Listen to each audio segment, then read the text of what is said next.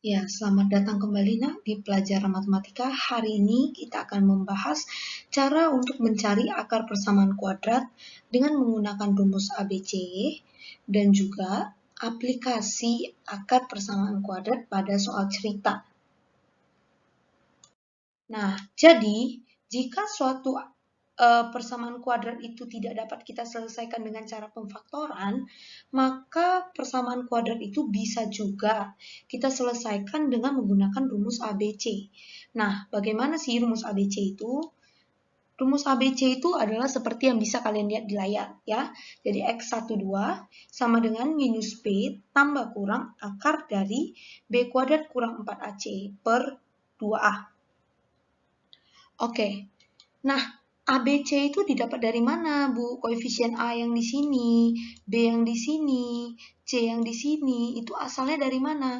Itu asalnya adalah dari koefisien bentuk umum persamaan kuadrat. Nah, jadi sebelum kamu pakai rumus ABC ini, kamu harus pastikan dulu persamaan yang akan kamu selesaikan sudah berbentuk umum seperti ini. Ya, kamu harus pastikan dulu bentuknya sudah seperti ini. Kalau bentuknya belum seperti ini, ubah dulu ke dalam bentuk yang seperti ini. Ya, yang sebelah kanannya itu sama dengan 0. Harus kamu ubah dulu ke dalam bentuk seperti itu. Setelah kamu ubah ke dalam bentuk seperti itu, baru kamu dapat koefisien A-nya berapa, B-nya, C-nya berapa, baru kamu boleh masukkan ke dalam rumus ini. Oke, langsung saja kita masuk ke contoh soal. Contoh soal yang pertama. X kuadrat sama dengan 3 dikurang X. Nah, dari soal ini, kita bisa melihat bahwa bentuknya belum sesuai dengan bentuk umum. Kenapa? Ruas sebelah kanannya itu belum sama dengan 0. Oke, karena dia belum sesuai dengan bentuk umum, maka kita harus ubah dulu dia ke dalam bentuk umum. Caranya kita pindah yang ada di sebelah kanan ini semuanya ke sebelah kiri. Supaya apa? Sebelah kanannya itu semua sama dengan 0. Oke, 3 positif, usir lewat sama dengan, jadi negatif. Sehingga di sini jadi minus 3. Negatif X, usir lewat sama dengan negatif jadi positif. Makanya di sini jadi positif X. Di sebelah kanannya udah nggak ada lagi karena semuanya sudah kita pindah ke sebelah kiri. Makanya bisa sama dengan 0. Nah, ini kan udah sesuai nih sama bentuk umum. Ya kan? Ruas kanannya udah sama dengan 0. Nah, kalau udah sesuai dengan bentuk umum, kamu baru boleh cari nilai A-nya berapa, nilai B-nya berapa, nilai C-nya berapa. Oke, nilai A-nya berapa? Nilai A-nya, koefisien dari X kuadrat, berapa? Karena nggak ada tulisannya, berarti itu artinya 1. Ya. Koefisien B-nya adalah koefisien yang melekat pada X, yaitu 1. Koefisien C-nya itu adalah konstantanya, angkanya, yaitu minus 3. Nah, kalau kita udah dapat A-nya berapa, B-nya berapa, C-nya berapa, barulah kita boleh masukkan ke dalam rumus ABC. Apa itu? Mana rumus ABC? Nah, ini rumusnya. Ibu tampilkan di sini. X12 itu sama dengan min B tambah kurang akar B kuadrat kurang 4AC per 2A. Masukkanlah nilai A, B, C-nya ini ke dalam rumusnya ini. Ayo kita mulai masukkan. Min B. B-nya berapa? 1. Makanya di sini masukkan 1. Ya. Akar B kuadrat. B-nya adalah 1. Berarti akar dari 1 kuadrat dikurang 4 dikali A, yaitu A-nya 1, dikali C, yaitu C-nya adalah minus 3. Per 2A. Per 2 dikali A. A-nya adalah 1. Makanya per 2 kali 1. Oke, kita selesaikan. 1 kuadrat itu adalah 1. Minus 4 kali 1 itu adalah minus 4. Dikali dengan minus 3, hasilnya adalah positif 12. Sehingga Ibu dapatkan X12 itu sama dengan minus 1 tambah kurang akar 13 per 2. Nah, kalau udah sampai sini kan udah sederhana nih. Sekarang kita tinggal pisah aja. Siapa X1-nya, siapa X2-nya. Ini kan tambah kurang. Berarti kalau kalian mau pisah, ada satu yang tambah, ada satu yang kurang. Jadi Ibu pisah di sini jadi X1 sama dengan minus 1 tambah akar 13 per 2. Dan X2-nya minus 1 kurang akar 13 per 2. Kenapa? Karena ini tandanya tanda tambah kurang. Berarti Ibu pecah satunya tambah, duanya itu tanda kurang. Nah, jadi diperolehlah akar dari persamaan X kuadrat sama dengan 3 kurang X. Itu adalah sama dengan ini. Ngerti ya, Nak, sampai sini? Baik, selanjutnya kita akan menyelesaikan contoh soal yang nomor 2, yaitu carilah akar persamaan penyelesaian dari persamaan kuadrat min 11x dikurang 9 sama dengan minus 2x kuadrat. Nah, sekarang kamu bisa lihat, soalnya ini belum berbentuk bentuk umum dari persamaan kuadrat. Kenapa? Ruas kanannya belum sama dengan 0. Oleh sebab itu, kita harus buat dulu ruas kanannya sama dengan 0. Sehingga kita harus usir dulu dia ke sebelah kiri. Negatif, usir lewat sama dengan jadi positif. Sehingga bisa Ibu tulis 2x kuadrat kurang 11x dikurang 9 sama dengan 0. Ya. Nah, ini kan udah berbentuk persamaan umum nih. Kenapa Bu berbentuk persamaan umum? Karena ruas kanannya itu udah sama dengan 0. Kalau udah sesuai dengan bentuk umum, kita tinggal tentukan siapa A, siapa B, siapa C. A-nya itu adalah 2, B-nya itu adalah minus 11, C-nya adalah minus 9. Oke, nah setelah kita tentukan, baru kita boleh masukkan ke dalam rumus ABC. Oke, kita akan mulai masukkan. Nilai B-nya itu adalah minus 11. Sehingga ketika rumusnya minus B, itu artinya minus B. B-nya berapa? Min 11. Nah, makanya Ibu pakai dalam kurung, karena dia satu kesatuan, yaitu si B. Ya. Baru tambah kurang, akar dari B kuadrat, B-nya itu siapa? Min 11, makanya min 11 kuadrat, dikurang 4 kali A, 4 kali 2, dikali dengan C. C-nya berapa? Minus 9. Nih ya. Per 2A. A-nya berapa? A-nya 2. Berarti per 2 kali 2. Oke. Nah, kita selesaikan. Negatif ketemu negatif, hasilnya adalah positif. Ya, makanya di sini bisa jadi 11. Tambah kurang akar dari minus 11 di pangkat 2 kan? Minus pangkat 2 itu positif, 11 pangkat 2 itu adalah 121. Oke, minus 4 kali 2 itu adalah minus 8. Minus 8 kali minus 9, negatif kali negatif positif. 9 kali 8 adalah 72. Per 4. Nah, itu tinggal dijumlahkan ya, nggak ada susahnya ya. Jadi X12 itu sama dengan 11 tambah kurang akar dari 193 per 4. Nah, kalau udah bentuknya sederhana seperti ini, kita tinggal pisah X1-nya dengan X2-nya. X1-nya Ibu buat jadi 11 tambah akar 193 per 4, dan X2-nya adalah 11 kurang akar 193 per 4. Nah, gitulah cara menyelesaikan dengan rumus ABC. Oke, kita lanjutkan ke contoh soal yang merupakan aplikasi dari mencari akar persamaan kuadrat. Ya, nah, perhatikan contoh soal berikut.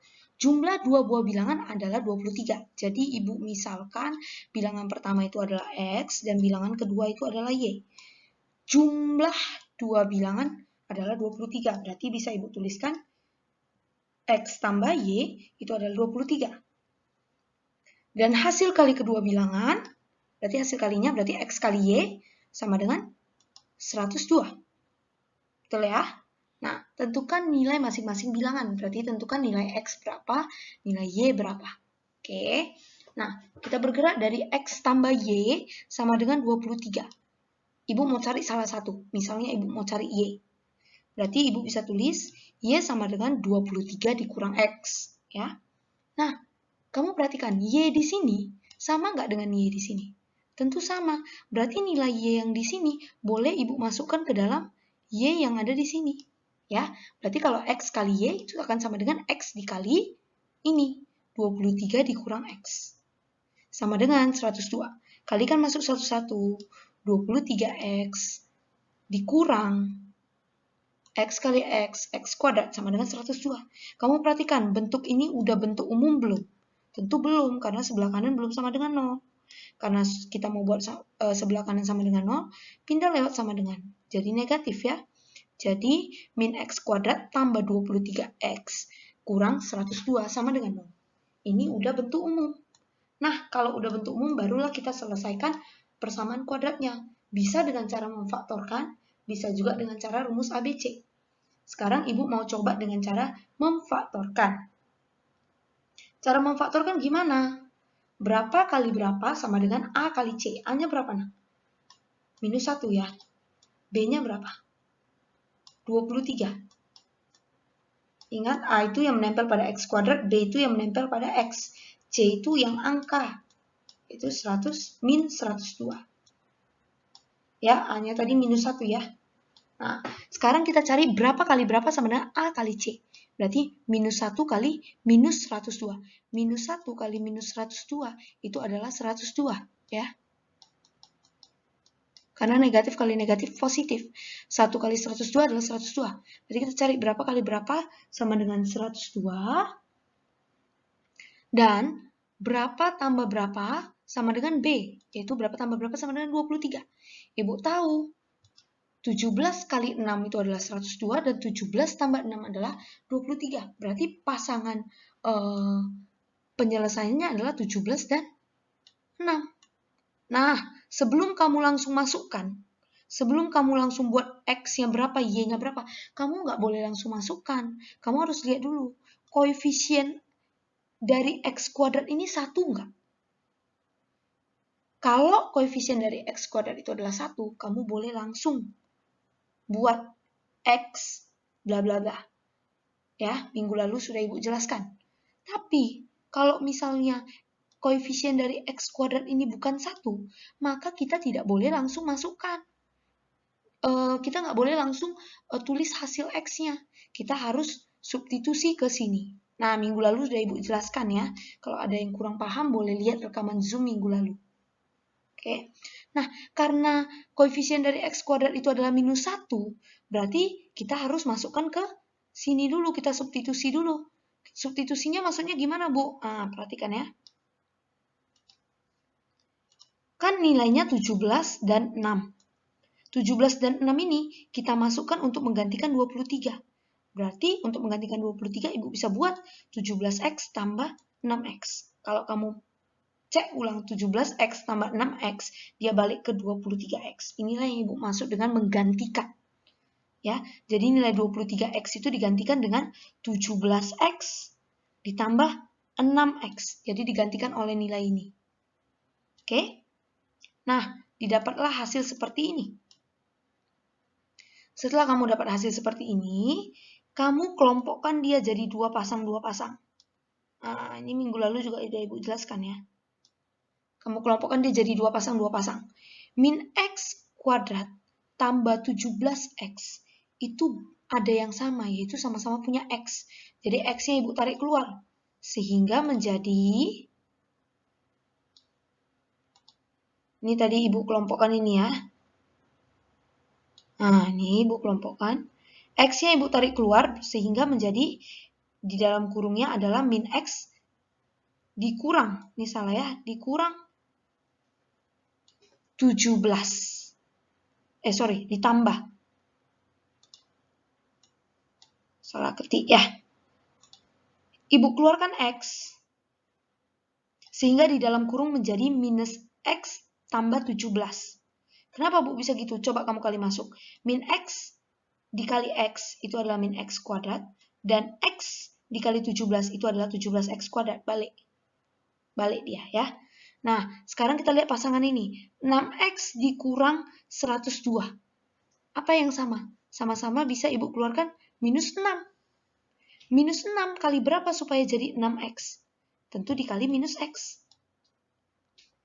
Minus 6 dikali berapa supaya jadi minus 102? Tentu dikali dengan positif 17. Nah, sampai sini kalau ada yang nggak ngerti nanti bisa WA Ibu ya. Soalnya ini minggu lalu udah kita jelaskan. Nah, setelah itu kita lihat. Ada yang sama nih Bu. Sama-sama punya min X tambah 17. Sama-sama punya min X tambah 17. Min X tambah 17-nya boleh kita keluarkan. Kalau ininya kita keluarkan nih, tinggal apa di dalam? X kurang 6. Makanya X kurang 6-nya bisa Ibu tarik menjadi seperti ini. X kurang 6 dikali dengan min X tambah 17 sama dengan 0. Ya udah, kita tinggal pasangkan. X kurang 6 sama dengan 0. Dan min X tambah 17 sama dengan 0. Ya, jadi kita bisa pasang-pasangkan min X tambah 17 sama dengan 0 nih, atau X kurang 6 sama dengan 0. Nah, kita tinggal cari, ini dapat X-nya sama dengan 17, ini dapat X-nya sama dengan 6. Ya, tinggal dipindah-pindah aja. Oke, sampai di sini. Ibu harap kalian semua mengerti. Kalau nggak ngerti boleh chat Ibu. Dapatlah X-nya sama dengan 17 dan X-nya sama dengan 6. Kalau X-nya sama dengan 17, Y-nya berapa? Nah, masukkanlah ke rumus ini. Y sama dengan 23 kurang X. X-nya masukkan 17. Berarti Y sama dengan 23 kurang 17. Y sama dengan 6. Kalau X-nya sama dengan 6, Y-nya berapa? Y sama dengan 23 kurang X. Berarti 23 kurang 6. Yaitu 17. Sehingga himpunan penyelesaiannya adalah 6 dan 17. Kita lanjutkan ke soal berikutnya, ya. Luas sebuah segitiga adalah 104 cm². Tinggi segitiga tersebut 3 cm lebih panjang dari alasnya. Berapakah panjang alas dan tingginya? Oke. Dibilang luas sebuah segitiga itu adalah 104 cm. Berarti Ibu tulis sini L luas sama dengan 104. Oke. Di mana rumus luas segitiga kita tahu bersama adalah setengah alas kali tinggi. Oke, sehingga Ibu tulis setengah alas kali tinggi sama dengan 104. Nah, kita lanjut baca soalnya. Tinggi segitiga tersebut 3 cm lebih panjang. Nah, kalau lebih panjang kan berarti ditambah, namanya lebih panjang. Berarti ditambah. Berarti tinggi itu 3 cm lebih panjang, berarti ditambah dari alasnya. Berarti T sama dengan 3 ditambah A. Nah, ditanya berapakah panjang alas dan tingginya. Berarti ditanya berapakah A-nya dan berapakah T-nya. Itulah yang ditanya. Nah, kita akan coba menyelesaikan ini ya. Kamu perhatikan, nilai T di sini sama kan dengan nilai T di sini. Berarti nilai T yang di sini boleh dong Ibu ganti dengan nilai ini. Ya, berarti Ibu buat jadi setengah A dikali T. T-nya berapa? 3 ditambah A. Oke. Nah, supaya nggak ada yang pecahan, kenapa Bu nggak mau ada yang pecahan? Supaya gampang dihitung. Ya, supaya nggak ada pecahan, berarti kan sebelah kiri Ibu kali dengan 2. Sebelah kanan pun Ibu kali dengan 2. Ingat, matematika selalu adil. Kalau kiri kau kali dengan 2, maka kanan juga kau kali dengan 2. Ya, ini Ibu kalikan 2. Ini sama ini habis. Berarti Ibu munculkan jadi A dikali 3 tambah A. Dan di sebelah kanannya 104 kali 2 itu adalah 208. Oke, kita kalikan. A kali 3 itu adalah 3A. Tambah A kali A, yaitu A kuadrat, sama dengan 208. Nah, kamu lihat, ini udah menyerupai bentuk umum belum? Tentu belum, ya, karena ruas sebelah kanannya belum sama dengan 0. Kita pindah dulu. Sehingga menjadi, ini menjadi A kuadrat ditambah 3A dikurang 208 sama dengan 0. Oke? Nah, kita akan faktorkan. Kita usahakan dulu dengan cara pemfaktoran. Ya, berapa kali berapa sama dengan A dikali C. Kamu tengok, koefisien dari A-nya berapa? Koefisien dari A itu berarti koefisien menempel pada variabel yang dikuadratkan. Yaitu 1. B-nya berapa? yang menempel pada variabel pangkat 1, yaitu 3. C-nya minus 208. Nah, cara pemfaktoran gimana? Berapa kali berapa sama dengan A dikali C, berarti 1 kali min 208, berarti adalah min 208. Dan berapa tambah berapa sama dengan 3. Nah, itu kita berusaha cari. Nah, Ibu tahu itu nilainya adalah 13 dan 16. Dari mana Bu Ibu tahu? Ya, Ibu carilah satu-satu. Berapa kali berapa sama dengan 208. Ya kan? 1 kali 208. Baru ada 2 kali 104 supaya dapat 208, ya kan? Baru ada 4 kali 52. Oke, baru ada apa lagi? Ada 8 kali 26. Nah, kita cari ya. Baru ada 13 kali 16. Udah selesai. Kenapa selesai? Karena nanti dia balik lagi ke 16. Berarti dia udah selesai. Ya. Sekarang kamu lihat dari ini, dari cara mendapatkan 208 ini, mana yang punya kemungkinan kalau kita jumlahkan itu dapat selisih 3. Berarti yang bedanya itu nggak kalah banyak. Tentu 8 dan 13 dan 16. Makanya Ibu buat 13 dan 16. Supaya ada minus di perkalian, berarti salah satunya harus minus. 13 atau 16 yang Ibu buat minus? Ibu pilih 13 yang Ibu buat minus. Kenapa? Kalau dijumlahkan, hasilnya harus positif. Berarti yang minus harus bilangan yang kecil, kan? Oke. Nah, berarti Ibu dapatlah angkanya itu adalah minus 13 dan 16. Sekarang kamu lihat persamaan Ibu ini, koefisien A-nya 1 enggak? Kalau koefisien A-nya 1, kita boleh langsung masukkan. Masukkan jadi apa? A kurang 13, A tambah 16 sama dengan 0. Ya, jadi kalau dia koefisien pangkat 2-nya itu adalah 1, nih, 1 depannya, maka kita boleh langsung memfaktorkan kayak gini. Tapi kalau dia depannya bukan 1, maka kita gunakan cara seperti yang di nomor 3 tadi.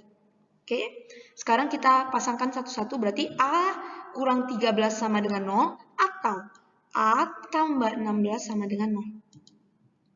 Kalau A kurang 13 sama dengan 0, berarti A-nya adalah 13. Kalau A tambah 16 sama dengan 0, berarti A-nya adalah minus 16.